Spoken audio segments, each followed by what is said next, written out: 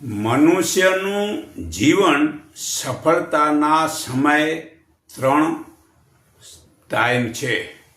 પહેલો ટાઈમ 5 વર્ષથી 20 વર્ષે જે બાળક પોતાનું ખાવું પીવું પહેરવું બધાની જોડે વેર ઈર્ષા છોડી જુગાર દારૂ વગેરે ખરાબ વર્તન પોતે વિચારે છે અને જે પિતાના વર્તનને જુએ છે કે પિતાજીને મેં ફટાકડા ફોડતા જોયા નથી, ક્રિકેટ રમતા કે ટીવીમાં ક્રિકેટ જોતા જોયા પણ નથી, કોઈ પણ વર્ષગાંઠ ઉજવતા દીઠા નથી, લગ્નમાં રિસેપ્શન કે અમારા લગ્ન કરાવ્યા નથી અને પિતાની સમાજમાં કિંમત છે. લોકો તેને પગે લાગે છે, લોકો તેના વર્તનથી સારા સંબંધ જોડવામાં સારી સાંખ આપે છે.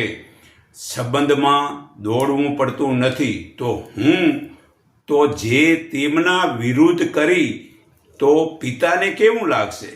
તો જે 20થી 40 વર્ષમાં તેવું વિચારીને સુધરી શકે છે ને જો હું મારા બાળપણની આદત છોડીશ નહીં, તેવા વિચારથી સુધરીશ નહીં, તો ત્રીજું સુધરવાનો સમય સદગુરુની પ્રતિજ્ઞા છે, નિયમ છે.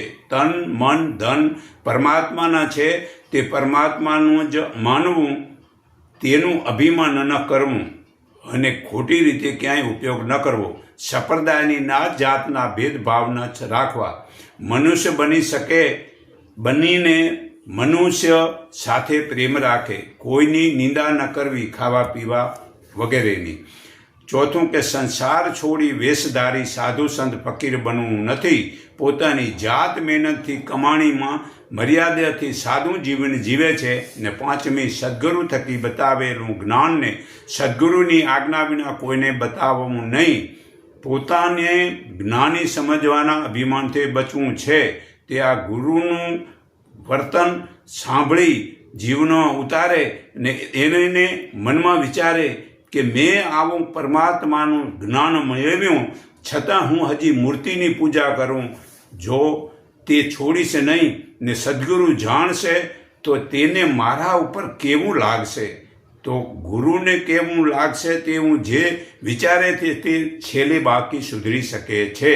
વળી ગીતા અધ્યાય 18:66 હે અર્જુન, તું સર્વ ધર્મ છોડીને તું મારા એકના શરણે આવ, હું તારા સર્વ પાપોને છોડાવીશ, તું હવે મોજ શોક ન કર. વળી ગીતા અધ્યાય 11:53 જે પ્રકારે